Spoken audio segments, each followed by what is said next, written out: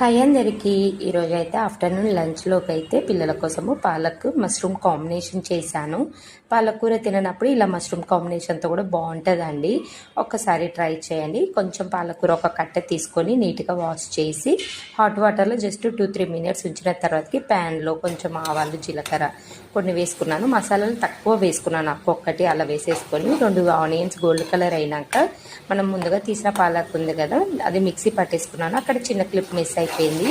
So పాలకూరలో చిన్న అల్లం ముక్క, వెల్లిపాయ, ఒక చిన్న పచ్చిమిర్చి, 2-3 జీడిపప్పులు వేసి మిక్సీ పట్టేసుకున్నాను, కాస్త వాటర్ వేసి.